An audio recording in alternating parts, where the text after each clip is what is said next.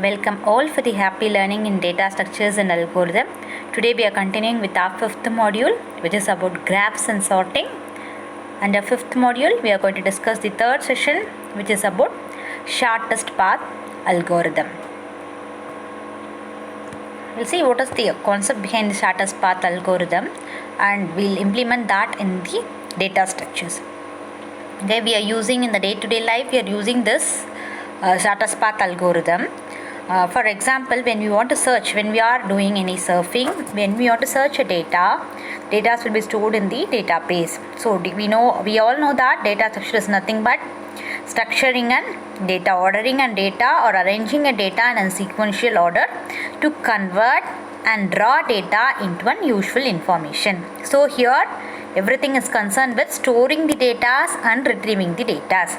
While we store the data and while we retrieve back those data which has been stored in the database, we implement this shortest path algorithm. We will consider real-time scenario for this. When we want to travel between two places, there may be different routes. Okay, there may be several routes existing from a source to destination. And how do we choose the path?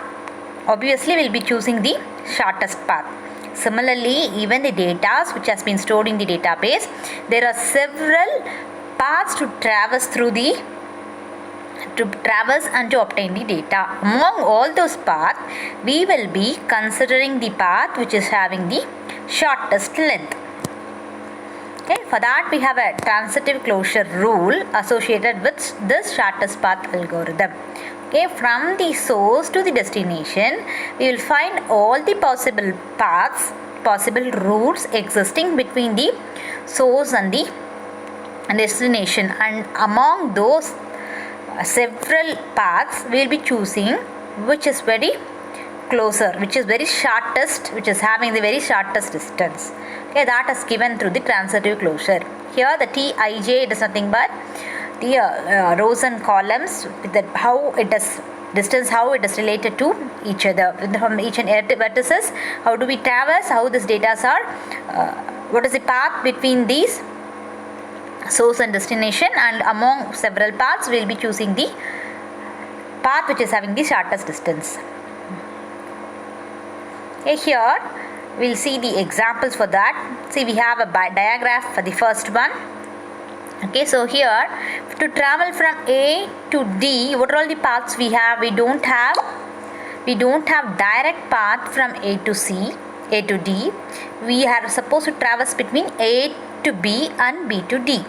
Similarly, A to C we don't have a direct path. The path existing between A to C is A to B, B to D and D to C.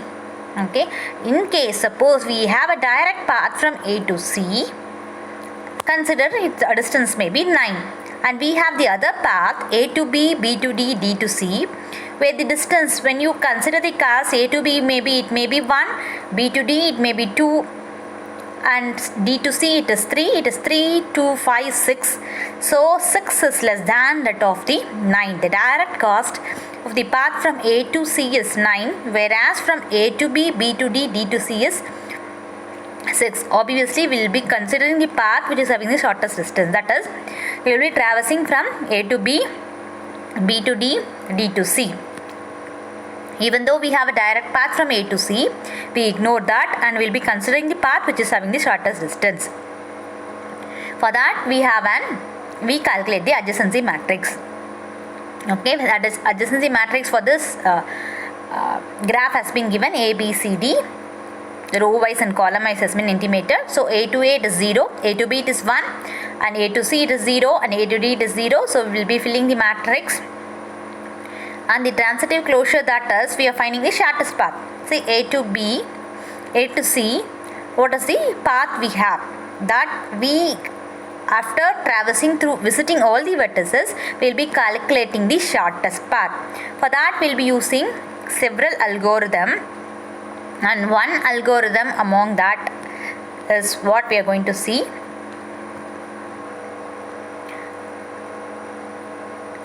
Which is nothing but Warshall's algorithm. Okay, in Warshall's algorithm, what we do is we are going to find all the shortest path from all the vertices. See, for example, see, I'll come to this formula after explaining the concept, so that this formula will be clear after knowing what is the concept behind it.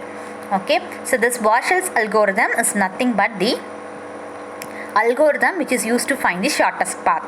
See here, what we do is, from a source to destination, what are all the, first we will be computing our adjacency matrix. From that adjacency matrix, we will be freezing a rows and column what we are going to supposed to find. Suppose we are supposed to find the distance between one source to the other source. Here, using this algorithm, we are going to find all the shortest path between one source to the other source. For example, take R naught. When you take R naught, it is nothing but you are considering the first row. Okay, so you freeze 0, 0. So first you will be computing the adjacency matrix for the given graph. So you have computed A, B, C, D, and the matrix has been drawn. Okay, so while you compute R naught, you fix R naught.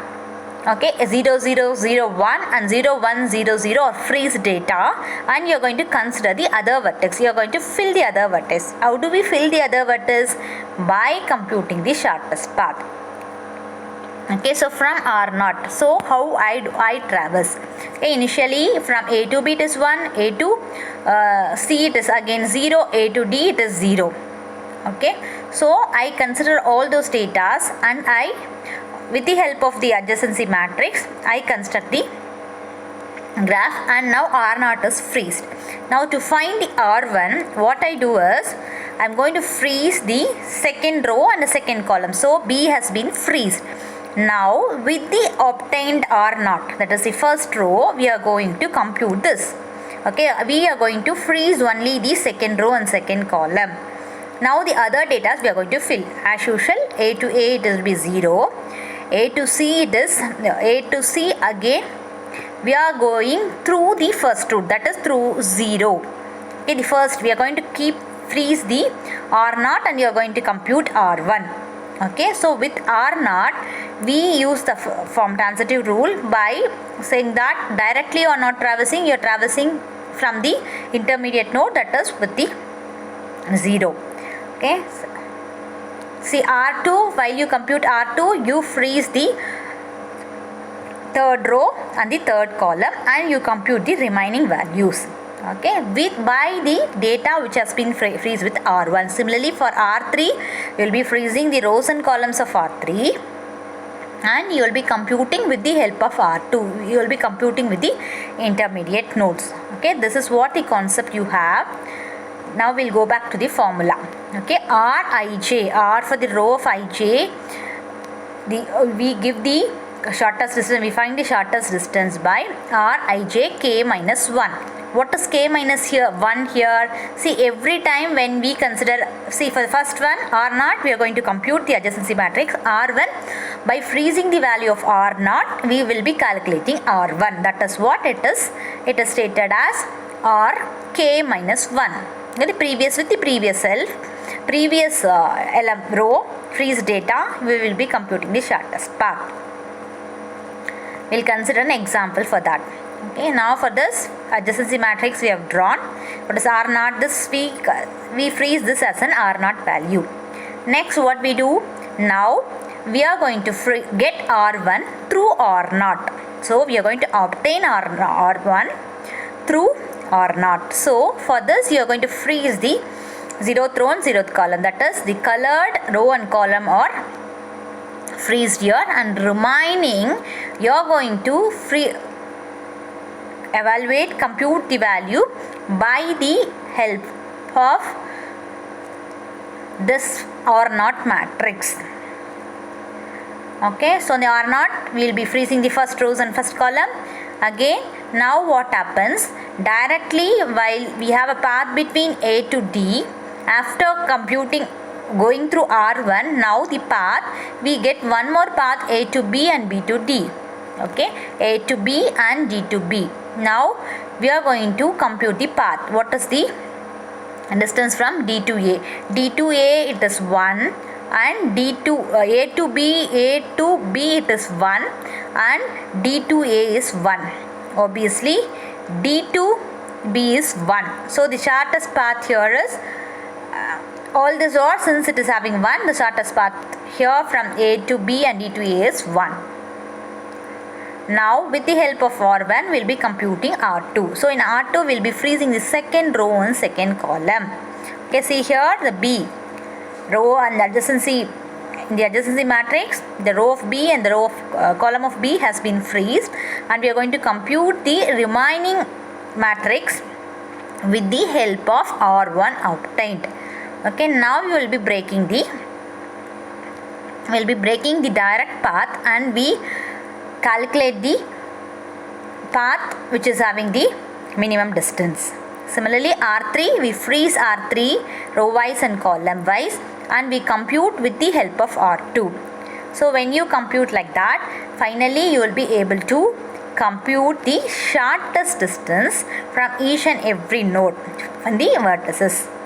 Okay, here this algorithm even considers the negative values, whereas the other shortest path algorithm like Dijistra's, it can work only with the positive data. Here it can go with the positive weights. It will not work with the negative weights, whereas this algorithm can work with both positive values and negative values. So see here, from A to D, B to D, D to A, D to B, we are calculating. So we are calculating the all pair of shortest path from all the vertices.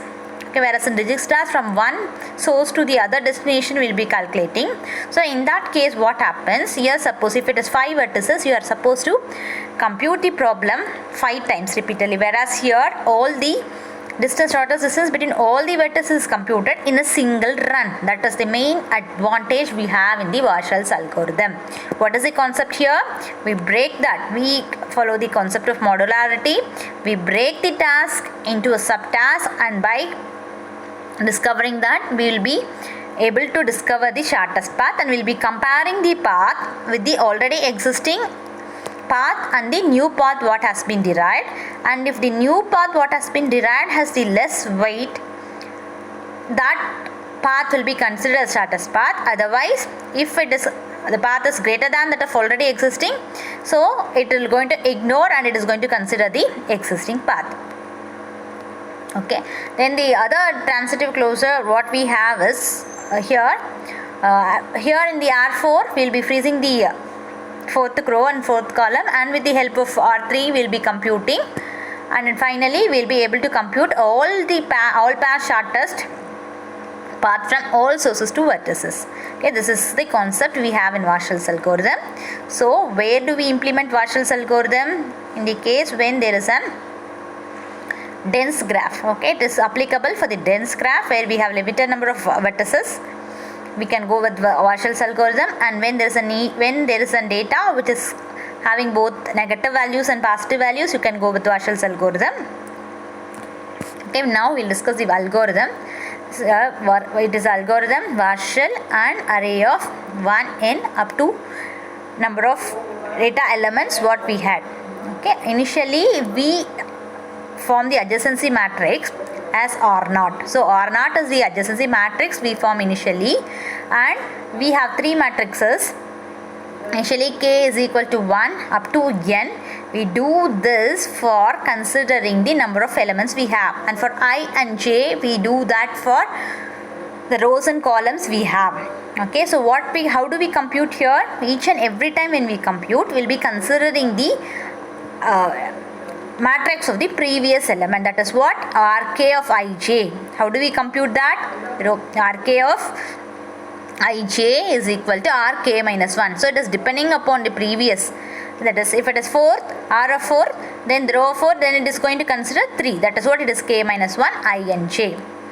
Okay, or Rk minus 1 Ik and Rk. So first you will be initially finding the path which is there at the 0th vector, that is initial adjacency matrix what we have. You are going to compare that with the rows and columns on each and rows and columns, and if the newly obtained path is less than that of the already existing one, then you consider that as the shortest path. Otherwise you ignore it and you will be going with the path which is existing. So that is written, Rn will be returning the value which is having the shortest path. This is all about shortest path algorithm. Thank you all.